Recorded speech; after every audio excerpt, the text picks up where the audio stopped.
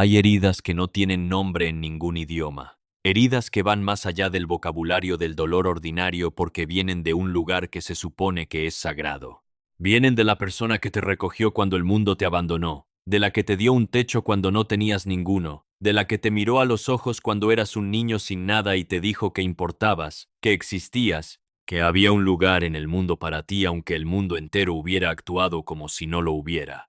Cuando esa persona te traiciona, cuando descubres que lo que creías que era amor incondicional tenía condiciones que nunca te dijeron, cuando el suelo que pensabas que era sólido debajo de tus pies resulta ser algo completamente diferente, el dolor que queda no es el dolor de una traición ordinaria, es algo más profundo, más antiguo, más difícil de nombrar y por eso más difícil de sanar.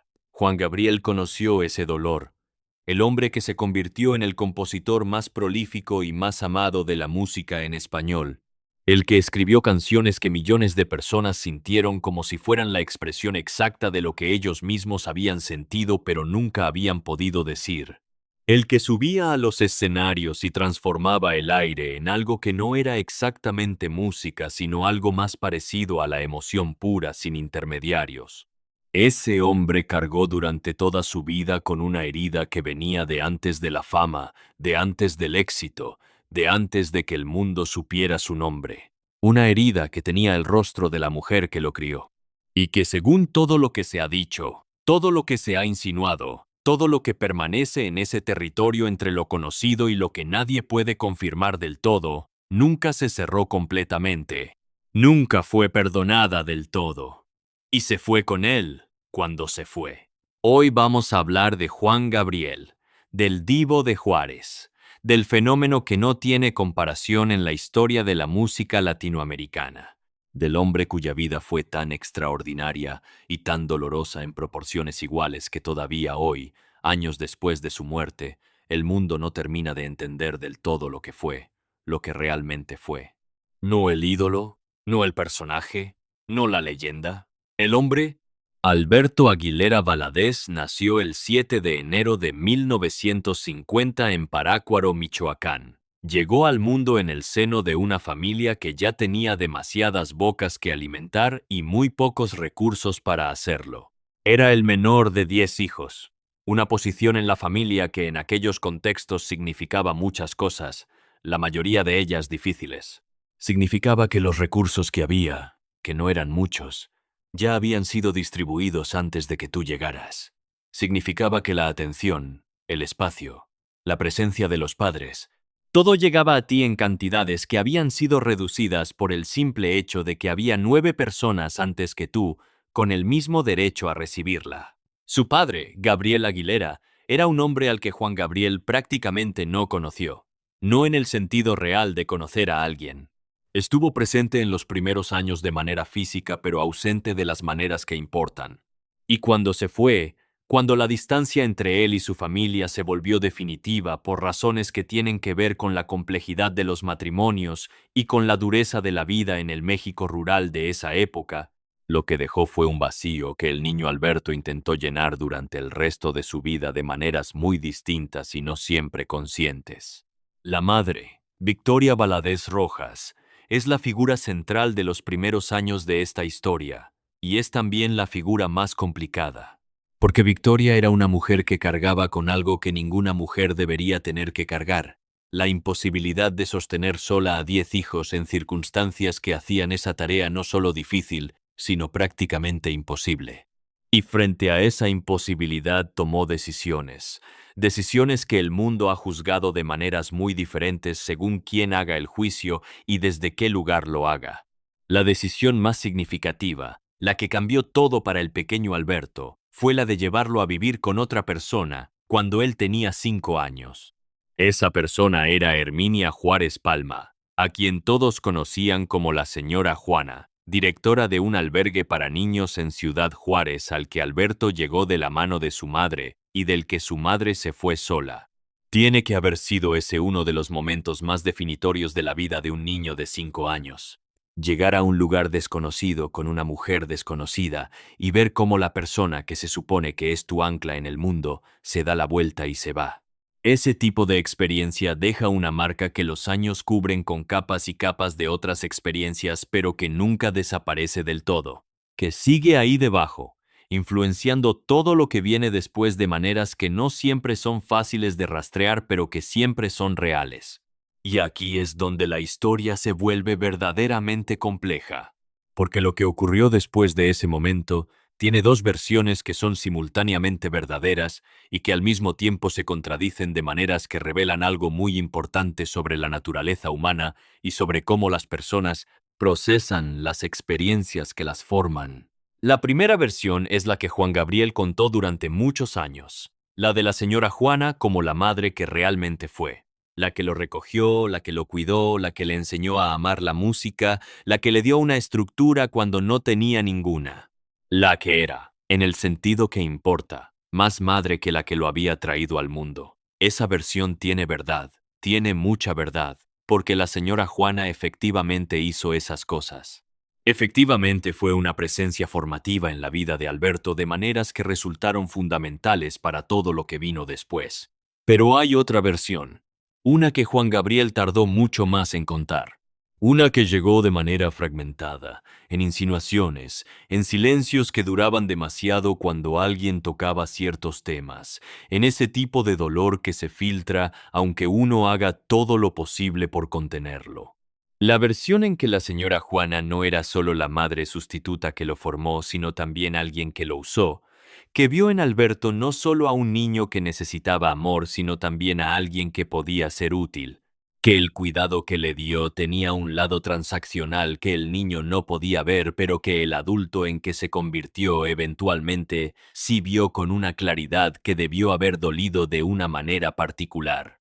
Lo que se dice, y esto no es posible confirmarlo con la precisión que haría falta, es que cuando Juan Gabriel alcanzó el éxito, cuando el dinero comenzó a llegar en cantidades que nadie en su entorno de origen había podido imaginar, la relación con la señora Juana adquirió una dimensión que no había tenido antes, que ciertos aspectos de esa relación que él había interpretado como amor resultaron tener también componentes que eran más difíciles de interpretar como amor puro. Y hay algo que ocurrió antes de que la señora Juana muriera. Algo que cuando Juan Gabriel lo supo, cuando llegó a él de la manera que llegaron esas cosas, según se dice, generó en él una reacción que las personas cercanas a él describen como devastadora. No de la manera espectacular que a veces se asocia con las figuras del espectáculo, sino de la manera más silenciosa y más profunda. La manera en que se rompen las cosas que llevabas mucho tiempo creyendo que eran sólidas. Pero antes de llegar ahí, antes de ese momento que define una parte crucial de esta historia, hay que entender quién era Juan Gabriel cuando estaba en su mejor momento. Hay que entender la magnitud de lo que construyó.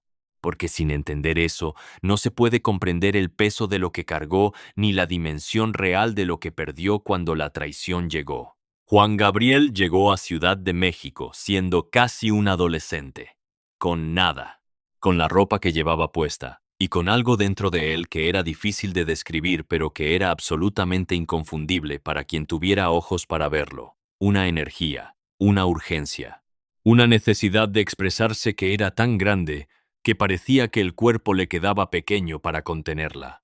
Los primeros años en la capital fueron los que tienen que ser los primeros años de alguien que llega sin red. Duros, muy duros. Hay un período de la vida de Juan Gabriel en esa época que durante mucho tiempo fue deliberadamente difuso en la narrativa oficial de su vida. Un período que incluye momentos que él mismo no siempre quería recordar con detalle, que incluye la pobreza más extrema, que incluye decisiones tomadas desde la desesperación que tienen sentido cuando se entiende el contexto, pero que el mundo no siempre está dispuesto a entender con el contexto.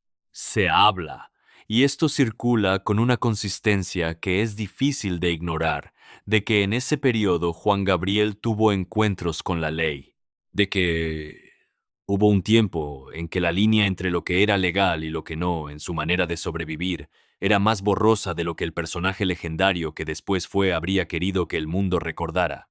Hay referencias a una detención, a un período de reclusión, que según quienes conocen esa parte de su historia, fue también uno de los momentos paradójicamente más importantes en su formación como artista. Porque fue ahí, o en algún momento cercano a ahí, donde la necesidad de crear se volvió tan urgente que no había manera de seguir posponiendo lo que había llegado para ser.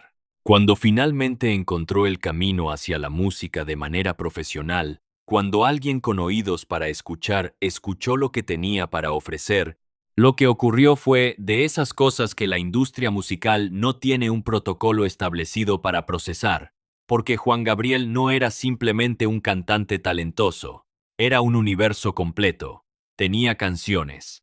Tenía una cantidad de canciones que asombraba a cualquiera que se pusiera a escucharlas.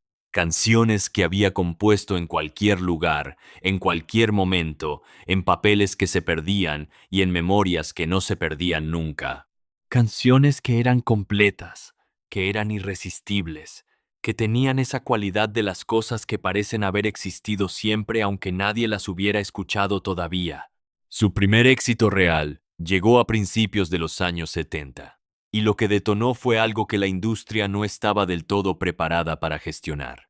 No era solo que las canciones funcionaran en radio, era que generaban una respuesta emocional en el público que iba más allá de lo que la música popular ordinariamente generaba. Que la gente no solo escuchaba a Juan Gabriel, sino que lo sentía de una manera que era casi personal, que encontraba en sus palabras la expresión exacta de cosas que habían sentido sin poder articularlas. Eso tiene un nombre, se llama don, y no es algo que se pueda aprender ni fabricar ni simular, se tiene o no se tiene. Y Juan Gabriel lo tenía de una manera tan completa que durante décadas fue uno de los hechos más irrefutables de la música latinoamericana. Los años 70 y 80 fueron la consagración de una figura que no tenía comparación real con nada anterior, porque Juan Gabriel no cabía en ninguna categoría preexistente. No era ranchero aunque cantaba ranchero. No era pop aunque hacía pop. No era balada aunque sus baladas eran de las más memorables que se habían grabado. Era todo eso al mismo tiempo, y además era algo más que no tenía nombre porque no había existido antes de él. Su puesta en escena era un fenómeno en sí misma. Los trajes de pedrería, el movimiento, la manera de relacionarse con el público que hacía que cualquier persona en cualquier asiento de cualquier estadio sintiera que la canción era para ella. Esa intimidad masiva que es la paradoja de los grandes artistas, la capacidad de ser simultáneamente íntimo con 50.000 personas, era en Juan Gabriel algo que se sentía genuino porque lo era, no era una técnica.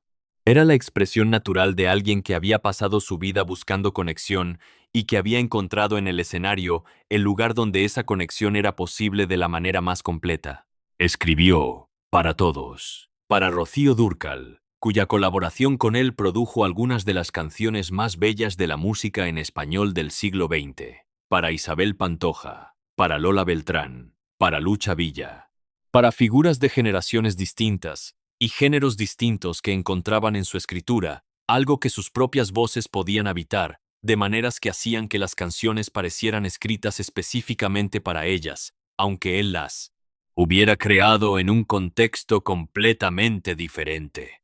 Esa generosidad creativa, esa capacidad de escribir para otros de maneras que los hacían brillar sin que él se apagara, dice algo sobre la dimensión de lo que tenía. Porque los artistas mediocres guardan sus mejores canciones para sí mismos. Los grandes las comparten porque saben que hay más, que siempre hay más, y había más. Siempre había más en Juan Gabriel, hasta el final. Pero en medio de toda esa abundancia creativa, en medio de toda esa generosidad pública, había algo que él guardaba con un cuidado muy particular, algo que rara vez dejaba ver del todo. Algo que las personas que lo conocían de verdad, que eran mucho menos de las que afirmaban conocerlo, reconocían como el centro real de todo lo que hacía. El dolor original, el del niño de 5 años dejado en la puerta de un albergue, el del adolescente que llegó a la ciudad más grande del mundo sin nada, el del joven que sobrevivió cosas que no deberían haberse tenido que sobrevivir. Ese dolor era el combustible, era la fuente. Era lo que hacía que sus canciones sobre el abandono y la traición y el amor no correspondido sonaran como si fueran escritas desde adentro, porque lo eran, porque no eran metáforas, eran memorias transformadas en música. Y aquí aparece el segundo gancho de esta historia, porque hay algo sobre la vida privada de Juan Gabriel que el mundo eligió durante mucho tiempo no ver del todo, no porque fuera un secreto exactamente, sino porque era más cómodo mirarlo de cierta manera que de otras. Juan Gabriel nunca habló de su orientación de manera directa. Esa es la realidad. En las entrevistas, cuando se le preguntaba, respondía con frases que se han vuelto legendarias por su habilidad de decir sin decir. La más conocida de todas, aquella de que lo que se ve no se pregunta, es al mismo tiempo una declaración y un escudo. Es la respuesta de alguien que ha aprendido que en ciertos contextos la franqueza tiene un precio que no siempre uno puede o quiere pagar. Lo que el mundo veía era evidente para cualquiera que mirara sin la necesidad de que le pusieran un nombre encima. Lo que el mundo veía era un hombre que vivía y amaba y expresaba de una manera que no encajaba en los moldes que la cultura mexicana de su época tenía disponibles para los hombres. Y el mundo, al menos el público que lo amaba, tomó una decisión tácita, la decisión de amarlo sin necesitar que él nombrara lo que era, de recibirlo completo aunque la conversación oficial nunca fuera completa. Eso es algo que dice mucho sobre la naturaleza particular del amor que el público mexicano y latinoamericano tuvo por Juan Gabriel. Era un amor que veía y elegía no condicionar lo que veía, que separaba el artista de las categorías que la sociedad imponía, que era en ese sentido más generoso que muchas otras formas de amor que el mundo profesa. Pero ese amor, por genuino que fuera, no resolvía lo que había por dentro. No resolvía las preguntas que Juan Gabriel cargaba sobre su propia identidad en una cultura que no le daba herramientas para integrarla de manera cómoda. No resolvía la tensión entre ser completamente visible en los escenarios y ser completamente invisible en los aspectos de su vida que más importaban. No resolvía el precio que se paga cuando tu vida pública y tu vida privada son dos realidades que no pueden tocarse del todo. Hay quienes dicen, y esto forma parte del cuerpo de cosas que se saben sin poder confirmarse del todo, que la adopción de sus hijos, que fue uno de los aspectos de su vida que él manejó con más discreción, estaba relacionada con este aspecto de su historia, que la paternidad fue para él una manera de construir la familia que nunca tuvo, la familia sin condiciones, sin abandono, sin traiciones. La familia que él eligió de maneras que nadie más podía elegir por él. Tuvo 4 hijos adoptados, y la manera en que habló de ellos en las ocasiones en que lo hizo dice algo sobre lo que esa paternidad significaba para él. No era el orgullo de quien muestra un logro. Era algo más parecido al alivio, al de quien finalmente tiene algo que es suyo de una manera que nadie puede quitarle. Pero la historia de sus hijos también tiene capas que no siempre son visibles en la superficie. Hay versiones de esa historia que hablan de dinámicas complicadas dentro de ese núcleo que él construyó con tanta intención, de relaciones que no siempre fueron lo que él esperaba que fueran, de personas que entraron a su vida bajo la forma del amor y que con el tiempo mostraron otras intenciones. El patrón, si hay un patrón, es el mismo que empezó en la infancia. El de alguien que da con una generosidad tan completa que lo hace vulnerable a quienes reciben esa generosidad sin la misma intención con que es ofrecida. El de alguien que tiene una necesidad de ser amado que es tan profunda, por razones que ya describimos, que esa necesidad puede volverse una puerta por la que entran cosas que no son lo que parecen. Y aquí llegamos al corazón de esta historia, al momento que le da su nombre, a la traición de la mujer que lo crió. Lo que se dice, lo que circula con una persistencia que tiene la calidad de las cosas que son verdad aunque no se puedan documentar del todo, es que en algún momento antes de la muerte de la señora Juana, o quizás justo antes, o quizás en el proceso de lo que ocurrió después, Juan Gabriel descubrió algo sobre la naturaleza de lo que había sido su relación con ella. Algo que reencuadraba de manera radical los años que él había interpretado como los de su formación, los de su salvación, los de la única maternidad real que había conocido. No se sabe exactamente qué fue lo que descubrió. Hay versiones que hablan de dinero, de que ciertos recursos que Juan Gabriel había dado o permitido que se dieran en nombre del amor que sentía por quien lo crió, fueron utilizados de maneras que él no habría aprobado si los hubiera conocido. Hay versiones que hablan de algo más personal, de que la lealtad que él creía que había existido entre ellos tenía fisuras que habían estado ahí desde mucho antes de que él las viera. Y hay una versión más oscura que circula en los márgenes de todo lo demás. Una que dice que la señora Juana, en algún momento de su vida, habló de Juan Gabriel de maneras que no eran las de alguien que lo quería de la manera en que él creía que lo quería. Que hubo palabras, o actitudes, o decisiones, que revelaban una relación con él que era más complicada de lo que la narrativa que él mismo había construido permitía ver. Lo que sí se sabe, porque hay indicios suficientemente consistentes como para que no sea solo rumor, es que en algún momento Juan Gabriel tomó distancia de la señora Juana de una manera que sus personas más cercanas notaron, que algo cambió en cómo hablaba de ella o en cómo evitaba hablar de ella, que había un territorio ahí que se había vuelto doloroso de una manera diferente a como había sido doloroso antes. Porque antes, el dolor de esa relación era el del niño abandonado que había encontrado, sin embargo, quien lo recogiera, un dolor que tenía dentro suyo también la gratitud, que era complejo pero que tenía una resolución posible, que podía ser narrado de la manera en que Juan Gabriel lo narró durante años, como la historia de alguien que fue salvado por una mujer extraordinaria. Después, el dolor era diferente. Era el de alguien que descubre que la historia que se contó sobre su propio rescate tenía elementos que no eran lo que parecían. Y ese tipo de dolor no tiene la misma resolución posible, porque obliga a revisar no solo el presente, sino el pasado. Obliga a preguntarse qué era real y qué no lo era. Obliga a reconstruir la propia historia desde una perspectiva que cambia el significado de cosas que ya creías que habías entendido. Ese proceso, cuando ocurre en un adulto que tiene encima el peso de ser Juan Gabriel, no puede ser pequeño. No puede ser algo que se resuelve en unas semanas o que se supera con la buena voluntad de seguir adelante. Es de esos procesos que reorganizan algo profundo, que tocan el origen, que llegan hasta el niño de 5 años que fue dejado en esa puerta y que decidió confiar en la mujer que abrió esa puerta, y que ahora se pregunta si esa confianza fue lo que creía que era. La palabra perdón es una de las más complejas que existen. Se habla de ella como si fuera un acto, como si fuera algo que se hace una vez y que una vez hecho queda resuelto.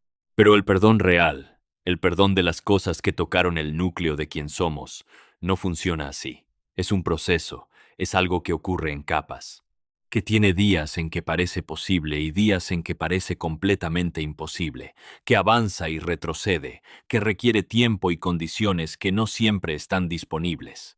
Y hay quienes conocen su historia desde adentro que dicen, siempre con esa precaución de quién sabe que está hablando de algo que no puede confirmar del todo, que Juan Gabriel nunca llegó a ese perdón, que lo que le hizo la señora Juana, o lo que él interpretó que le había hecho, fue de esas cosas que se cargan porque no se saben dejar ir, que no es que no quisiera perdonar, es que no podía, que la herida estaba en un lugar demasiado antiguo y demasiado profundo para que el perdón llegara de la manera que tendría que llegar para ser real. Eso no lo hace menos. No dice nada malo sobre Juan Gabriel. Dice algo sobre la naturaleza de ciertas heridas y sobre los límites de lo que podemos pedirle a las personas que las cargan.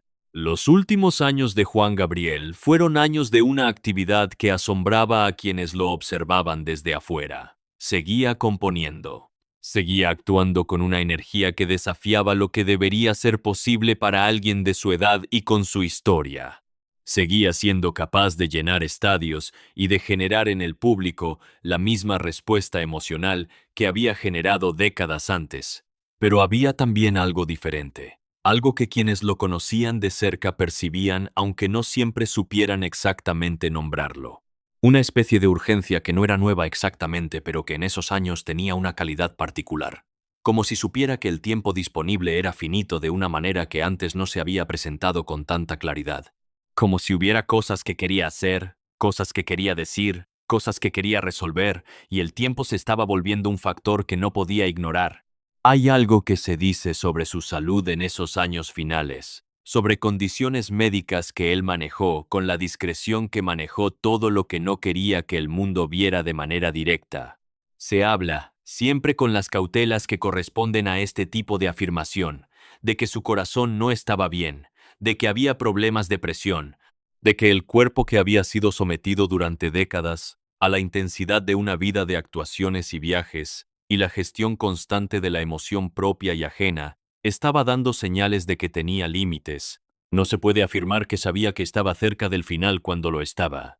Pero hay momentos de su último período, cosas que dijo en entrevistas que en su momento no parecían tener el peso que tienen cuando se escuchan en retrospectiva, que sugieren que había algo en él que sí lo sabía. Que había una conciencia, quizás no consciente del todo, de que el tiempo se estaba terminando y de que había cosas que todavía faltaban. Una de esas cosas que faltaban era el regreso a México. Había vivido mucho tiempo fuera, en Estados Unidos principalmente, en un exilio que no se llamó exilio, pero que tenía algo de ese sabor. Y había quienes decían que parte de ese alejamiento tenía que ver con exactamente lo que describíamos antes, con el dolor, con la necesidad de distancia de ciertas cosas y ciertas personas que le resultaban demasiado difíciles de enfrentar de cerca. El 28 de agosto de 2016, Juan Gabriel murió en Santa Mónica, California. Murió de un infarto.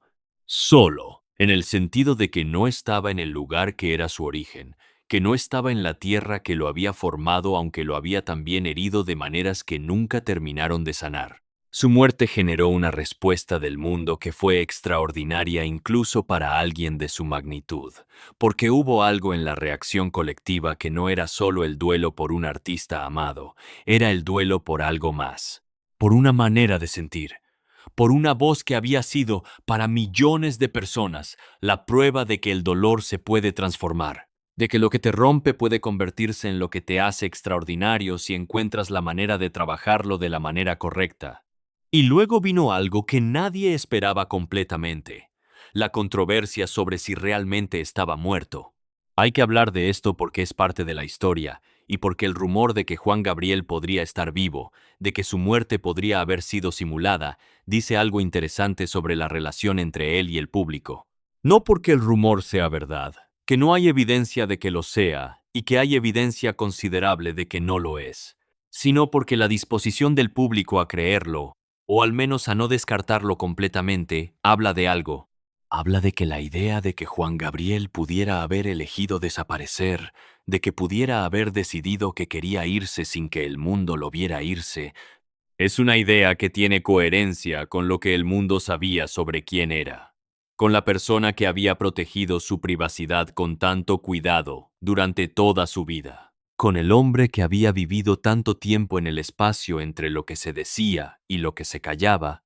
Hay algo que también se dice sobre lo que ocurrió con su herencia, con el dinero, con las canciones, con todo lo que construyó durante 50 años de trabajo que era literalmente sin pausa.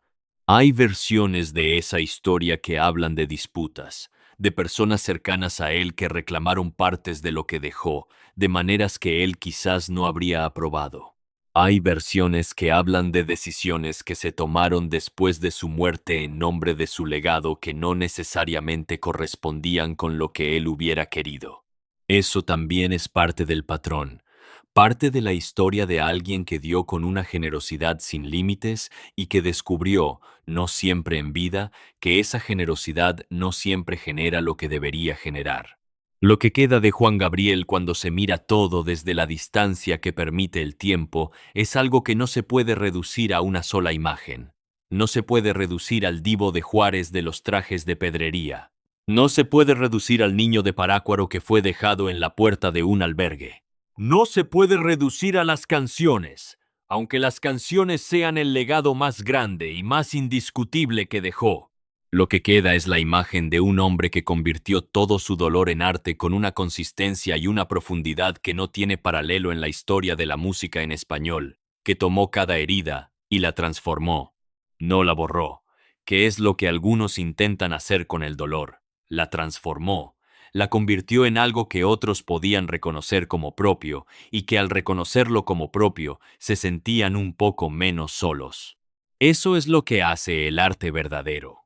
Y Juan Gabriel lo hacía con una naturalidad que era el resultado de décadas de práctica y de una vida de raw material que no escatimó en lo que le dio para trabajar.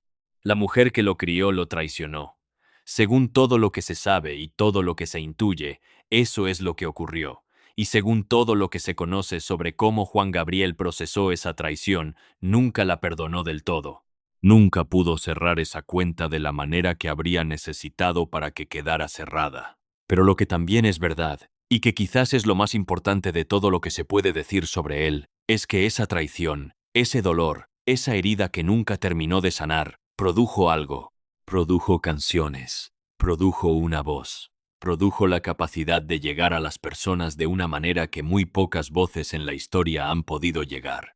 Si hubiera podido elegir, si alguien le hubiera dado esa opción imposible, ¿habría elegido una vida sin ese dolor a cambio de ser alguien que no hubiera podido escribir lo que escribió? Es una pregunta que no tiene respuesta, pero es la pregunta que queda cuando se mira su historia de frente, con honestidad, sin el filtro de la leyenda que lo convierte en algo demasiado grande para ser humano. Porque Juan Gabriel fue humano. Completamente, complejamente, dolorosamente humano. Y esa humanidad es lo que hace que sus canciones sigan sonando como verdaderas décadas después de que las escribió.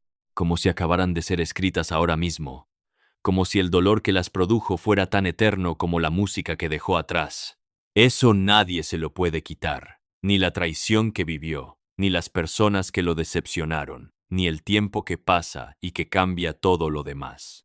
La música de Juan Gabriel sigue siendo de Juan Gabriel, y eso, en un mundo donde tantas cosas se pierden, es suficiente.